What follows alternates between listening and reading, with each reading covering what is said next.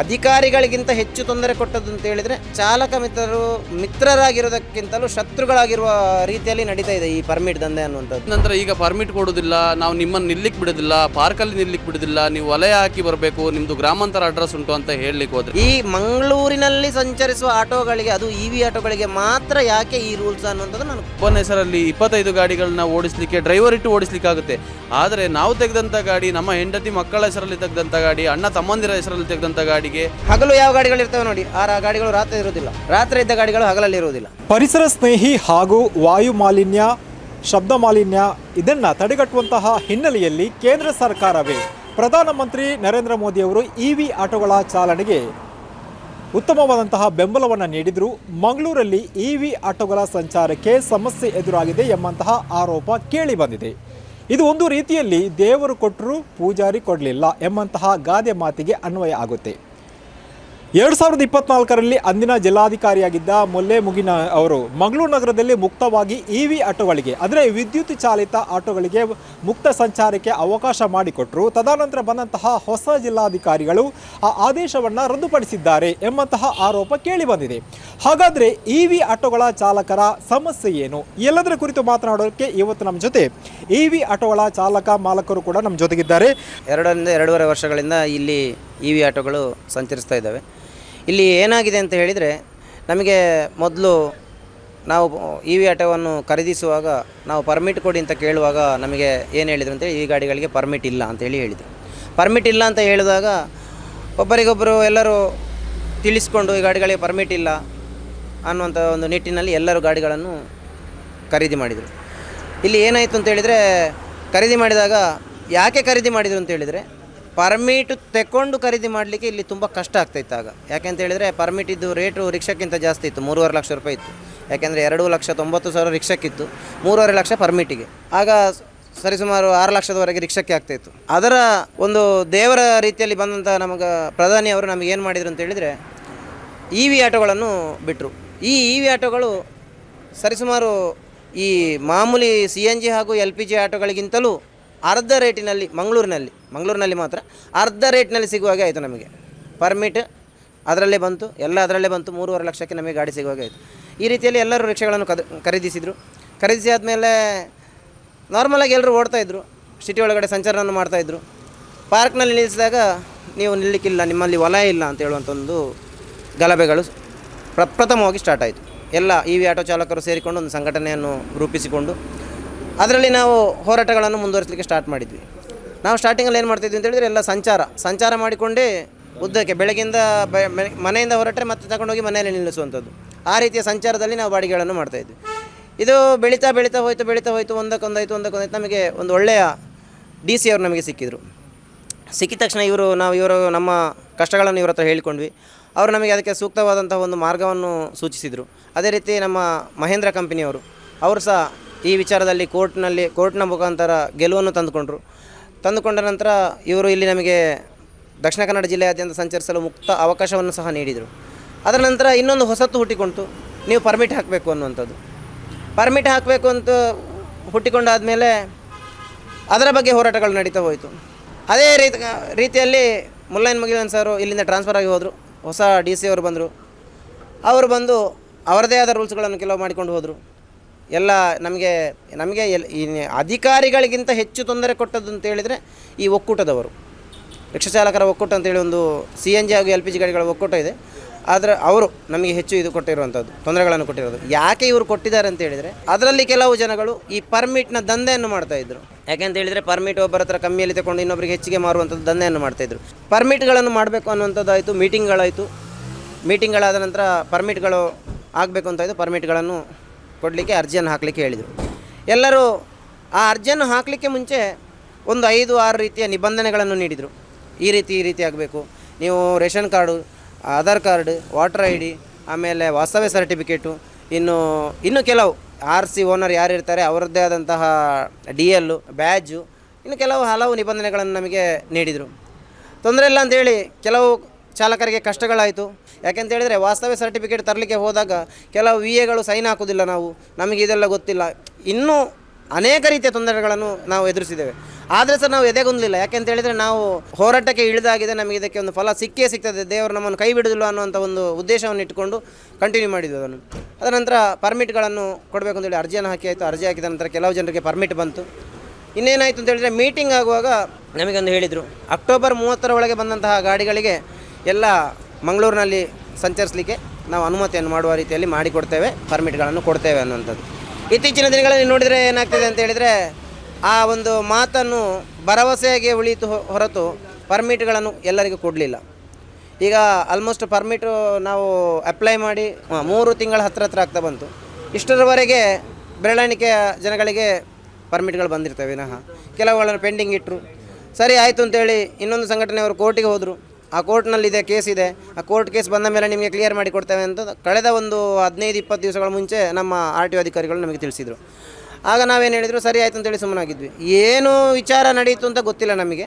ಸಡನ್ನಾಗಿ ಎಲ್ಲರಿಗೂ ಗ್ರಾಮಾಂತರ ಪರ್ಮಿಟ್ಗಳನ್ನು ಕೊಡಲಿಕ್ಕೆ ಸ್ಟಾರ್ಟ್ ಮಾಡಿದರು. ಗ್ರಾಮಾಂತರ ಪರ್ಮಿಟ್ಗಳನ್ನು ಕೊಡುವಾಗ ಅದರಲ್ಲಿ ಒಂದು ಸೀಲ್ ಹಾಕಿ ಕೊಟ್ಟು, ಈ ರೀತಿ ಇದೆ, ಕೋರ್ಟ್ ಆದೇಶ ಬರುವವರೆಗೆ ನೀವು ಸಿಟಿಯಲ್ಲಿ ಸಂಚರಿಸಬಹುದು, ಯಾವ ರೀತಿ ಆಗ್ತದೆ ಅದರ ರೀತಿ ನೀವು ಅನ್ವಯ ಆಗಿರಬೇಕು ಅಂತೇಳಿ ಸೈನ್ ಹಾಕಿ ಇಸ್ಕೊಂಡ್ರು. ತೆಗೆದುಕೊಂಡ ನಂತರ ಏನಾಗಿದೆ ಅಂತ ಹೇಳಿದರೆ ಅವರೇ ಖುದ್ದಾಗಿ ಹೇಳಿದಾರಂತೆ, ನೀವು ಈ ಪರ್ಮಿಟ್ ಇದ್ದವರು ವಲಯವನ್ನು ಹಾಕಬೇಡಿ ಅಂತ.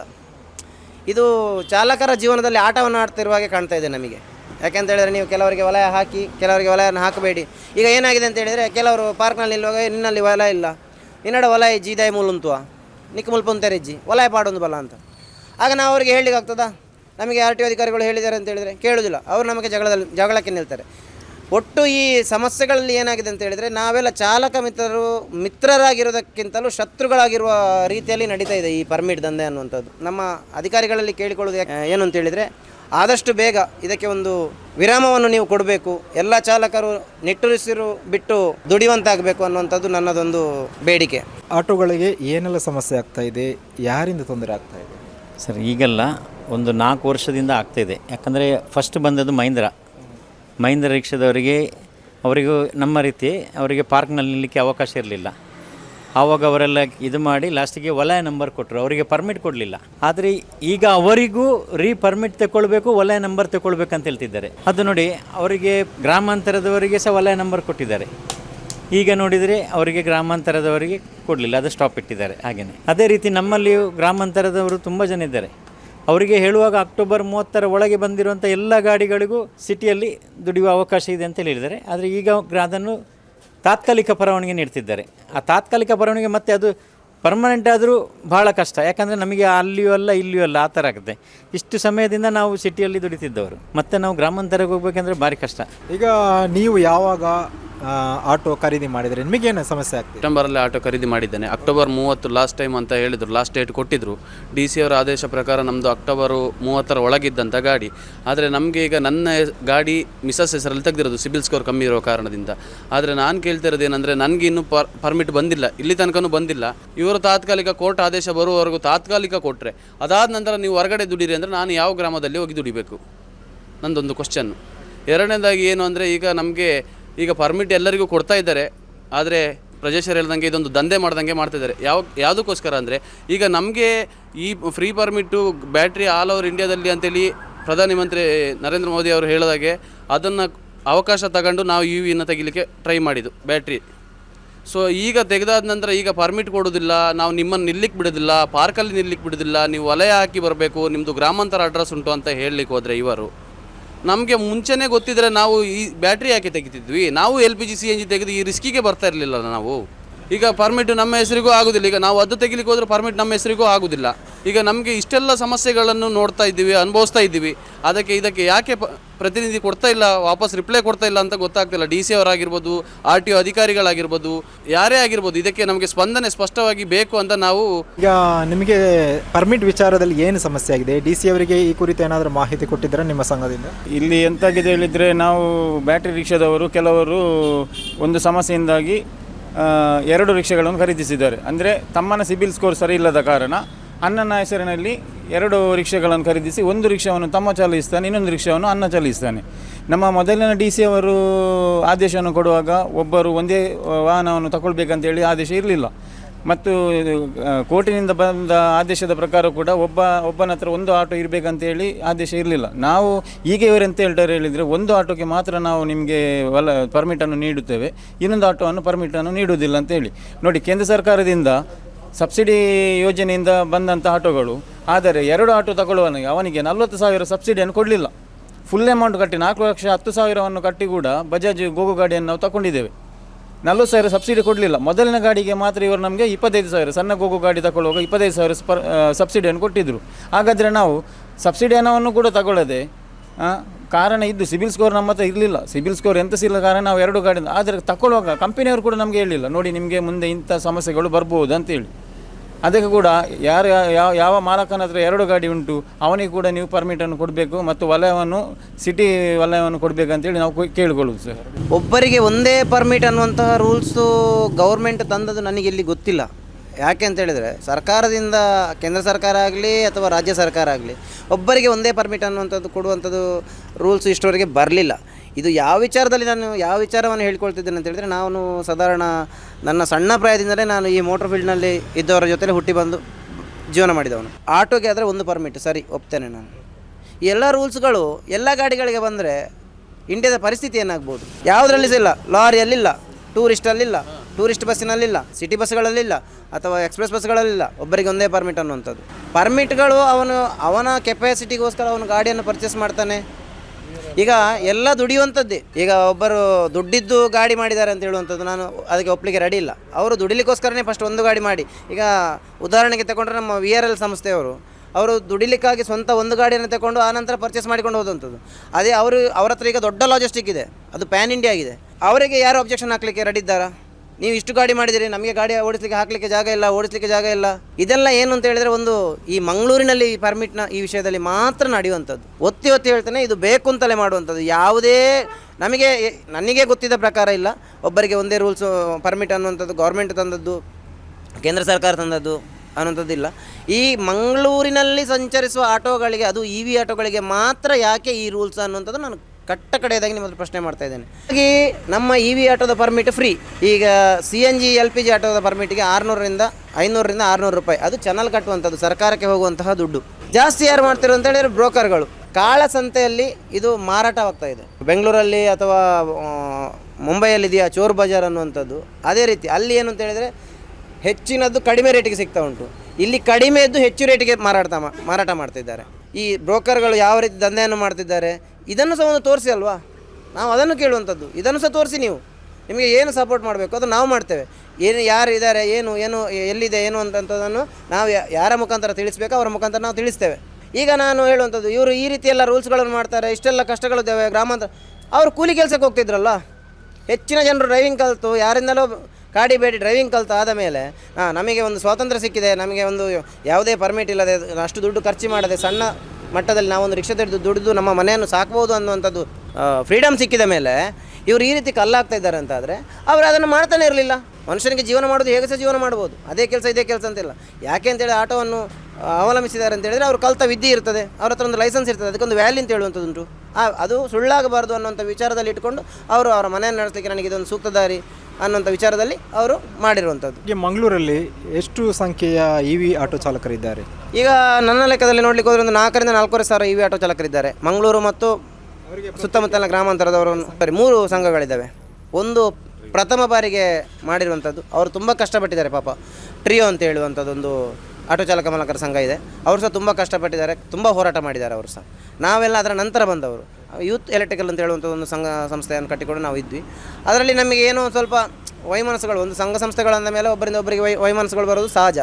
ಬಂದ ನಂತರ ನಾವು ಇನ್ನೊಂದು ಟೀಮ್ ಗ್ರೀನ್ ಸಿಟಿ ಅನ್ನುವಂಥ ಒಂದು ಸಂಘವನ್ನು ಕಟ್ಟಿಕೊಂಡು ನಾವೀಗ ಸಂಘಟನೆಯಲ್ಲಿ ನಮಗೆ ಯಾವುದೇ ರೀತಿಯ ಬೇಜಾರುಗಳಿಲ್ಲ. ನಾಳೆ ನಾವೊಂದು ಪ್ರತಿಭಟನೆ ಮಾಡ್ತೇವೆ ಅಂತೇಳಿ ಕರೆದ್ರೆ ನಾವು ಹೋಗ್ತೇವೆ, ಅಥವಾ ಇನ್ನೊಬ್ಬರು ಕರೆದ್ರೆ ಅದು ನಾವು ಹೋಗ್ತೇವೆ. ನಮಗೆ ಸಂಘಟನೆಯಲ್ಲಿ ನಮ್ಮೊಳಗೇನು ವೈಮನಸ್ಸುಗಳು ದ್ವೇಷಗಳು ಏನಿಲ್ಲ. ಯಾಕೆ ಅಂತ ಹೇಳಿದರೆ ಆದಷ್ಟು ಒಂದು ಚಾಲಕರಿಗೆ ಸಹಾಯ ಮಾಡುವ, ಅವರೊಂದು ಮಾಡ್ತಿದ್ದಾರೆ, ಮಾಡಲಿ, ನಮ್ಮ ಬೆಂಬಲ ಯಾವತ್ತೂ ಇದೆ, ನಮಗೂ ಅವರ ಬೆಂಬಲ ಇದೆ, ಇಲ್ಲ ಅಂತ ನಾವು ಹೇಳೋದಿಲ್ಲ. ಮುಖ್ಯವಾಗಿ ಸಮಸ್ಯೆ ಆಗ್ತಾ ಇರೋದು ಜಿಲ್ಲಾಡಳಿತದಿಂದಲೇ ಅಥವಾ ಸಾರಿಗೆ ಇಲಾಖೆಯಿಂದಲೇ ಮುಖ್ಯವಾಗಿ? ಈಗ ಇಲ್ಲಿ ಏನಾಗ್ತದೆ ಅಂತ ಹೇಳಿದರೆ, ನಾನು ಯಾರನ್ನು ಕೈ ತೋರಿಸಿ ಮಾತಾಡಬೇಕು ಅನ್ನುವಂಥದ್ದು ನನಗೆ ಅರ್ಥ ಆಗ್ತಾ ಇಲ್ಲ. ಯಾಕೆ ಅಂತ ಹೇಳಿದರೆ, ನಾವು ಒಂದು ಲೆಟ್ರ್ ರೈಟ್ ತಗೊಂಡು ಹೋದರೆ ನೀವು RTO ಅವರಿಗೆ ಕೊಡಿ ಅಂತಾರೆ. ಅವರಲ್ಲಿ ಹೋದಾಗ ನೀವು ಡಿ ಸಿ ಅವರಿಗೆ ಕೊಡಿ ಅಂತ ಹೇಳ್ತಾರೆ, ಅಲ್ಲಿ ಹೋದರೆ ಅವರು ಕಮಿಷನರ್ಗೆ ಕೊಡಿ ಅಂತಾರೆ. ಇದು ಮೂರು ಕಡೆಯಲ್ಲಿ ನಮ್ಮನ್ನು ಹೋಗೋದೇ ಬರದೆ ಯಾರಾದರೂ ಒಬ್ಬರು ಇಲ್ಲಿ ಅದನ್ನು ಸ್ಟೇಬಲ್ ಆಗಿ ತಗೊಂಡು ಎಲ್ಲ ನೋಡಿಕೊಂಡ್ರೆ ಸರಿ ಆಗ್ತದೆ. ಈಗ ನೀವು ಶಾಸಕರು ಇರ್ಬೋದು, ಸಂಸದರು ಇರ್ಬೋದು, ಇವರನ್ನ ನಾನು ಮೀಟ್ ಮಾಡಿದ್ರೆ ಅವರಿಗೆ ಸಮಸ್ಯೆ ಬಗ್ಗೆ ಹೇಳಿದರೆ? ಇದರಲ್ಲಿ ಶಾಸಕರು ಸಂಸದರನ್ನು ನಾವು ಇದಕ್ಕೆ ಮುಂಚೆ ಮೀಟ್ ಮಾಡಿದ್ದೇವೆ. ಶಾಸಕರು ಅಂತ ಹೇಳಿದ ಮೇಲೆ ಅವರಿಗೆ ಎಲ್ಲರೂ ಬೇಕು, ಒಕ್ಕೂಟದವರು ಬೇಕು, CNG ಆಟೋ ಚಾಲಕರು ಬೇಕು, LPG ಆಟೋ ಚಾಲಕರು ಬೇಕು, EV ಆಟೋ ಚಾಲಕರು ಬೇಕು, ಸಾರ್ವಜನಿಕರು ಬೇಕು. ಆದ ಕಾರಣ ಅವರಿಗೆಲ್ಲರೂ ಬೇಕಾದ ಕಾರಣ ಅವರು ಇದನ್ನು ಜಾಸ್ತಿ ತಲೆಯಲ್ಲಿ ಹಾಕ್ಕೊಳ್ಳಿಕ್ಕೆ ಹೋದರು. ಆದರೆ ನಮ್ಮ ಶಾಸಕರಾದಂಥ ವೇದವ್ಯಾಸ್ ಕಾಮತ್ರವರು ತುಂಬ ಪ್ರಯತ್ನ ಪಟ್ಟರು, ಅವರಿಗೆ ಸಹ ಸಪೋರ್ಟ್ ಮಾಡಿದರು, ನಮಗೆ ಸಹ ಸಪೋರ್ಟ್ ಮಾಡಿದರು. ಅವ್ರಿಗೆ ಅಂತ ಹೇಳಿದರೆ ಎಲ್ಲರೂ ಬೇಕನ್ನುವಂಥ ಒಂದು ದೃಷ್ಟಿಯಿಂದ ಅವರು ಇದು ಮಾಡುವಂಥದ್ದು. CNG LPG ಆಟೋಗಳ ಸಂಖ್ಯೆ ಜಾಸ್ತಿ ಇತ್ತು ಆವಾಗ, ಈಗ ನಮ್ಮಲ್ಲಿ ಅದೇ ಸಂಖ್ಯೆ ಹತ್ರ ಬಂದಿದೆ. ಕೊನೆಯದಾಗಿ ಏನು ನಿಮ್ಮ ಸಮಸ್ಯೆಗೆ ಪರಿಹಾರ ಸಿಗದಿದ್ದರೆ ಏನು ಎಚ್ಚರಿಕೆ ಕೊಡ್ತೀರಾ? ಅಕ್ಟೋಬರ್ 30 ಒಳಗೆ ಬಂದಂತಹ ಗಾಡಿಗಳಿಗೆ ಎಲ್ಲ ಸಿಟಿ ಪರ್ಮಿಟನ್ನು ನೀಡಬೇಕನ್ನೋದು ನಮ್ಮದೊಂದು ಬೇಡಿಕೆ. ಹಾಂ, ಇನ್ನು ಕೆಲವರಿಗೆ ನೋಡಿ ಅಲ್ಲಿ CNG ಯಲ್ಲಿದ್ದವರು ಆ ಗಾಡಿಗಳನ್ನು ಸೇಲ್ ಮಾಡಿದ್ದಾರೆ, ಅವರು ಹೊಸ ಗಾಡಿಯನ್ನು ಯಾವುದು ಇದೇ EV ಗಾಡಿಯನ್ನು ಪರ್ಚೇಸ್ ಮಾಡಿದ್ದಾರೆ, ಅವರಿಗೆ ಪರ್ಮಿಟ್ ಸಿಕ್ಕಿದೆ. ಕೆಲವರ ಹತ್ರ ಏನಾಗಿದೆ CNG ಹಾಗೆ ಉಂಟು ಇಟ್ಕೊಂಡಿದ್ದಾರೆ, ಇನ್ನೊಂದು EV ಪರ್ಚೇಸ್ ಮಾಡಿದ್ದಾರೆ, ಅದಕ್ಕೆ ಪರ್ಮಿಟ್ ಸಿಕ್ಕಿದೆ. CNG LPG ಆಟೋ ಪರವಾನಗಿಯನ್ನು RC ಓನರ್ ಯಾರಿದ್ದಾರೆ ಅವರ ಹೆಸರಿಗೇ ಮಾಡಿದರೆ ಬಹಳ ಉತ್ತಮ. ಯಾಕಂದರೆ ಅದು ಒಂದು ಪರ್ಮಿಟನ್ನು ಇಟ್ಕೊಂಡು 4-5 ಗಾಡಿ ಓಡ್ತಾ ಇದೆ, FC ಇಲ್ಲ, ಇನ್ಸೂರ್ ಇಲ್ಲ, ಈ ಥರ ಎಲ್ಲ ಸಮಸ್ಯೆಗಳಿದೆ. ಅದು ಓಡಾಡ್ತಿದೆ ನಗರದಲ್ಲಿ 7,000 ಪರ್ಮಿಟ್ ಅಂತಾರಲ್ಲ, 12,000 CNG LPG ಆಟೋಗಳು ರನ್ ಆಗ್ತದೆ. ಇದಕ್ಕೆ ಕಡಿವಾಣ ಹಾಕಬೇಕು. 9,000 ಆಟೋ ಮೆನ್ಷನ್ ಮಾಡಿದರೆ ಅದರಲ್ಲಿ 4,000 ಆಟೋಗಳು ವಿತೌಟ್ ಪರ್ಮಿಟಲ್ಲೇ ತಿರುಗುವಂಥ ಗಾಡಿಗಳು ಜಾಸ್ತಿ ಇದೆ. ಸೊ ಅದಕ್ಕೆ ಮೊದಲು ಕಡಿವಾಣ ಹಾಕಬೇಕು. ಯಾಕೆ ಗೊತ್ತುಂಟ, ಒಬ್ಬನ ಹೆಸರಲ್ಲಿ 25 ಗಾಡಿಗಳನ್ನ ಓಡಿಸಲಿಕ್ಕೆ ಡ್ರೈವರ್ ಇಟ್ಟು ಓಡಿಸ್ಲಿಕ್ಕಾಗುತ್ತೆ. ಆದರೆ ನಾವು ತೆಗೆದಂಥ ಗಾಡಿ, ನಮ್ಮ ಹೆಂಡತಿ ಮಕ್ಕಳ ಹೆಸರಲ್ಲಿ ತೆಗೆದಂಥ ಗಾಡಿ, ಅಣ್ಣ ತಮ್ಮಂದಿರ ಹೆಸರಲ್ಲಿ ತೆಗೆದಂಥ ಗಾಡಿಗೆ ಡ್ರೈವ್ ಮಾಡಲಿಕ್ಕೆ ಇಲ್ಲಿ ದೊಡ್ಡ ಸಮಸ್ಯೆ ಆಗಿದೆ. ಇದು ಯಾಕೋಸ್ಕರ ಅಂದರೆ ಈ ಪರ್ಮಿಟ್ ವಿಚಾರದಲ್ಲಿ ಇಷ್ಟು ದೊಡ್ಡ ಸಮಸ್ಯೆ ಆಗಿದ್ರೆ ಇದಕ್ಕಿಂತ ಮುಂಚೆ ಹೇಳಿದರೆ ನಾವು ಈಗಲೂ ಹೇಳೋದು ಅದನ್ನೇ, ನಮಗೆ ತೆಗಿಲಿಕ್ಕೂ ಬಿಡಲಿಲ್ಲ, ಏನೂ ಇಲ್ಲಲ್ಲ. ಈಗ ನಮಗೆ ತೆಗೆದು ನಮಗೆ ಸುಖ ಉಂಟಾ? ನಮಗೂ ತೆಗೆದು ಸುಖ ಇಲ್ಲಲ್ಲ. ನಾವೀಗ ಸಿಟಿ ಬಿಟ್ಟು ಗ್ರಾಮಾಂತರದಲ್ಲಿ ದುಡೀರಿ ಅಂದರೆ ಆಗುತ್ತಾ? ತುಂಬ ಕಷ್ಟ ಆಗುತ್ತೆ ನಮಗೆ. ಸೊ ಅದಕ್ಕೊಂದು ಅವಕಾಶ ಮಾಡಿ ಕೊಡಬೇಕು. ನಾವೇ ಖುದ್ದಾಗಿ ತುಂಬ ಆಟೋಗಳನ್ನು ಹಿಡಿದು ಕೊಟ್ವಿ, ನೋಡಿ ಸರ್ ಈ ರೀತಿ ಇದೆ, ಈ ರೀತಿ ಇದೆ, ಈ ರೀತಿ ಇದೆ ಅಂತ. ಈಗ ಇತ್ತೀಚೆಗೆ ಒಂದು ತಿಂಗಳ ಮುಂಚೆ ಒಂದು ಗಾಡಿ ಪಾಂಡೇಶ್ವರದಲ್ಲಿ ಓಡ್ತಾ ಉಂಟು. ಆ ಗಾಡಿಯ ನಂಬರ್ ಬೇರೆ, ಅದರಲ್ಲಿರುವಂತಹ ವಲಯ ಸಂಖ್ಯೆ ಹಾಗೂ ಸುರತ್ಕಲ್ನಲ್ಲಿ ಓಡುತ್ತಿರುವಂತಹ ಒಂದು ಆಟೋದ ವಲಯ ಸಂಖ್ಯೆ ಒಂದೇ ರೀತಿ. ಇಂಥದ್ದು ನಾವು ಕಣ್ಣಿಗೆ ಕಾಣುವಂಥದ್ದು ಒಂದು. ಅದರ ಬೆನ್ನು ಹಿಂದೆ ಬಿದ್ದು ಹೋದರೆ ತುಂಬ ಗಾಡಿಗಳು ಸಿಗ್ತವೆ. ಇನ್ನೊಂದೇನು ಅಂತ ಹೇಳಿದರೆ ಆಲ್ಮೋಸ್ಟ್ 99% ಈಗ ನಮ್ಮದು ಒಂದು ನಂಬರ್ ಪ್ಲೇಟ್ ಬಂತು, ಹೊಸ HSRP ನಂಬರ್ ಪ್ಲೇಟ್ ಬಂತು. ಈ HSRP ನಂಬರ್ ಪ್ಲೇಟ್ ಒರಿಜಿನಲ್ ಯಾವುದರಲ್ಲಿದೆ ನೋಡಿ, ಅದು ಒರಿಜಿನಲ್ ಪರ್ಮಿಟ್ ವಿತ್ ಡಾಕ್ಯುಮೆಂಟ್ಸ್ ಇದ್ದ ಗಾಡಿಗಳು. ಮಧ್ಯದಲ್ಲಿ ಸ್ವಲ್ಪ ಆ ನಂಬರಿಗೆ ಇದರಲ್ಲಿ ಕೋರ್ಟ್ನಲ್ಲಿ ಏನೋ ತಡೆಯಾಜ್ಞಾನ ತಂದರು, ಈಗ ಕಂಟಿನ್ಯೂ ಆಗ್ತಾ ಹೋಗಿದೆ. ಆಲ್ಮೋಸ್ಟ್ ಅದು ಬಂದ ಸೀರಿಯಲಲ್ಲಿ ಆಲ್ಮೋಸ್ಟ್ ಎಲ್ಲ ರೈಲ್ವೆ ಸ್ಟೇಷನ್ಗಳಲ್ಲಿ ಹಗಲು ಯಾವ ಗಾಡಿಗಳು ಇರ್ತವೆ ನೋಡಿ, ಆ ಗಾಡಿಗಳು ರಾತ್ರಿ ಇರೋದಿಲ್ಲ, ರಾತ್ರಿ ಇದ್ದ ಗಾಡಿಗಳು ಹಗಲಲ್ಲಿ ಇರುವುದಿಲ್ಲ. ವಲಯ ನಂಬರ್ ಅದೇ ಇರ್ತದೆ, ಗಾಡಿ ಬೇರೆ ಇರ್ತದೆ, ಎಲ್ಲ ಬೇರೆ ಇರ್ತದೆ. ಈಗ ನಾವೇನು ಅಂತ ಹೇಳಿದರೆ ಸಮಸ್ಯೆಗಳನ್ನು ಹುಡುಕಿಕೊಂಡು ಹೋದಷ್ಟು ಸಮಸ್ಯೆಗಳು ಜಾಸ್ತಿ ಆಗುವುದೇ ವಿನಃ ಅದನ್ನು ನಾವು ಇನ್ನೇನು ಮಾಡಬೇಕು ಅಂತ ಹೇಳಿದರೆ ಇಲ್ಲಿ ನಡೆಯುವ ಸಮಸ್ಯೆಗಳನ್ನು ಮುಗಿಸ್ಲಿಕ್ಕೆ ನೋಡಬೇಕು. ನಮಗೆ ಏನು ಅಂತ ಹೇಳಿದರೆ, ನಮಗೆ ನಾವು ಯಾರು ಏನೇ ಮಾಡಿಕೊಳ್ಳಿ ಅದಕ್ಕೆ ಆದಂತಹ ಅಧಿಕಾರಿಗಳಿದ್ದಾರೆ, ಅದಕ್ಕಾದಂತಹ ಡಿಪಾರ್ಟ್ಮೆಂಟ್ಗಳಿದ್ದಾವೆ, ಅದನ್ನು ನೋಡ್ಕೊಳ್ತಾರೆ ಅವರು. ಬಟ್ ನಾವೇನು ಹೇಳ್ತಿರುವಂಥದ್ದು ಅಂತ ಹೇಳಿದರೆ, ನಮ್ಮದನ್ನು ನಾವು ಈಗ ಈ EV ಗಾಡಿಗಳಿಗೆ ಅಕ್ಟೋಬರ್ 30ರವರೆಗೆ ಬಂದಂತಹ ಗಾಡಿಗಳಿಗೆ ಎಲ್ಲ ಗಾಡಿಗಳಿಗೆ ಸಹ ಪರ್ಮಿಟ್ ಅನ್ನೊಂದು ಕೊಟ್ಟು ಒಂದು ಕ್ಲಿಯರ್ ಮಾಡಿ ಬಿಡಿ ಅನ್ನುವಂಥದ್ದು ನಮ್ಮದೊಂದು ಬೇಡಿಕೆ. ಇದು EV ಆಟೋ ಚಾಲಕರ ಮಾಲಕರ ಸಮಸ್ಯೆ. ಈ ಸಮಸ್ಯೆಗೆ ಆದಷ್ಟು ಬೇಗ ಪರಿಹಾರವನ್ನು ನೀಡೋಕೆ ದಕ್ಷಿಣ ಕನ್ನಡ ಜಿಲ್ಲಾಡಳಿತದ DC ಅವರು ಹಾಗೂ ಸಾರಿಗೆ ಇಲಾಖೆಯ ಅಧಿಕಾರಿಗಳು ಹಾಗೂ ಜನಪ್ರತಿನಿಧಿಗಳು ಕೂಡ ಸೂಕ್ತವಾದಂತಹ ಕ್ರಮ ಕೈಗೊಳ್ಳಬೇಕಾದಂತಹ ಅನಿವಾರ್ಯತೆ ಇರುವಂಥದ್ದು. ಕ್ಯಾಮರಾ ಪರ್ಸನ್ ಇಬ್ರಾಹಿಂ ಜೊತೆ ಶಂಶೀರ್ ಬುಡೋಲಿ, ಸನ್ಮಾರ್ಗ ನ್ಯೂಸ್, ಮಂಗಳೂರು. ಈ ಕಾರ್ಯಕ್ರಮದ ಪ್ರಾಯೋಜಕರು Gadiyar group of companies, specialized in piling and shoring, engineering consultancy, firefighting, steel structures, real estate. Office SIT Tower, Silicon Oasis, Dubai, UAE. ಸ್ನೇಹಿತರೆ, ನಿಮ್ಮ ಅದ್ಭುತ ಬೆಂಬಲದಿಂದ ಸನ್ಮಾರ್ಗ ನ್ಯೂಸ್ ಚಾನೆಲ್ ಈಗ 2 ಲಕ್ಷ ಸಬ್ಸ್ಕ್ರೈಬರ್ಗಳನ್ನು ದಾಟಿದೆ. ಇದು ನಮ್ಮ ಯಶಸ್ಸಲ್ಲ, ಇದು ನಿಮ್ಮ ಯಶಸ್ಸು. ನಮ್ಮ ಮುಂದಿನ ಗುರಿ 4 ಲಕ್ಷ. ಇದು ಕಷ್ಟವಲ್ಲ, ನೀವು ಮಾಡಬೇಕಾದದ್ದು ಸಿಂಪಲ್. ನೀವು ಸನ್ಮಾರ್ಗ ನ್ಯೂಸ್ ಚಾನೆಲ್ ವಿಡಿಯೋವನ್ನ ನಿಮ್ಮ ಸ್ನೇಹಿತರಿಗೆ, ಕುಟುಂಬದವರೊಂದಿಗೆ ಹಂಚಿಕೊಳ್ಳಿ ಮತ್ತು ಅವರಲ್ಲೂ ಸಬ್ಸ್ಕ್ರೈಬ್ ಮಾಡಲು ಹೇಳಿ. ನೀವು ಶಕ್ತಿಯನ್ನು ಕೊಡಿ, ನಾವು ನಿಖರ ಸುದ್ದಿ ಕೊಡ್ತೇವೆ. ಧನ್ಯವಾದಗಳು.